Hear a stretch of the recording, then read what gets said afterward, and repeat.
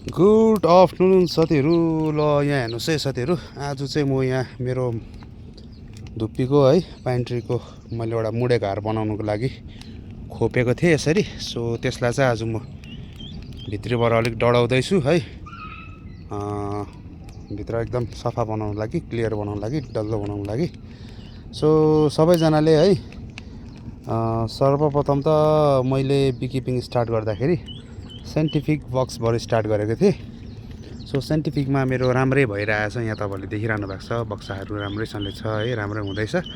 अब चाहिँ म साइन्टिफिकदेखि चाहिँ ट्रेडिसनलमा सिफ्ट गर्नुको लागि है, ट्रेडिसनलमा मेरोमा एउटा पनि मौरी छैन। सो त्यसले गर्दाखेरि चाहिँ मैले है म पनि ट्राई गरौँ न त ट्रेडिसनलमा भनेर चाहिँ यहाँ बक्सा बनाउनु लागि पुरानो मैले रुख काट्दाखेरि यो बिग्रेको जुन चाहिँ फेदको मुढाहरू थियो त्यसलाई खोपखाप बनाएर चाहिँ बनाउने प्रयास गर्दैछु। सो खोपेर चाहिँ यतिको चाहिँ मैले बनाइसकेको छु। सो त्यसलाई चाहिँ अब अलिकति भित्र गोल आकार राम्रोसँगले लिनुको निम्ति चाहिँ यसरी डढाउँदैछु।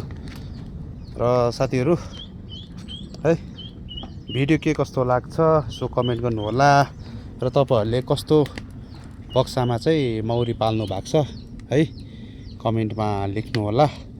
तपाईँहरूले साइन्टिफिक बिकिपिङ गरिरहनु भएको छ कि तपाईँहरूले यहाँनिर है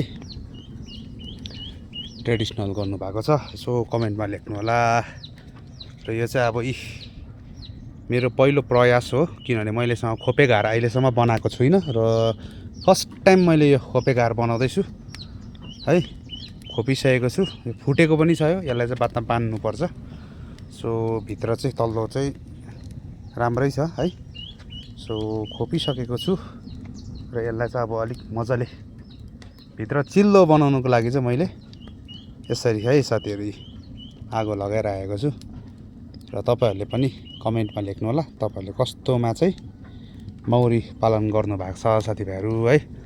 र खोपेघरको चाहिँ यो सानो अपडेट तपाईँहरूलाई है, छोटो सानो एउटा अपडेट लिएर आइरहेको छु तपाईँहरूलाई। भिडियो के कस्तो लाग्यो है साथीहरू कमेन्ट गर्नु होला।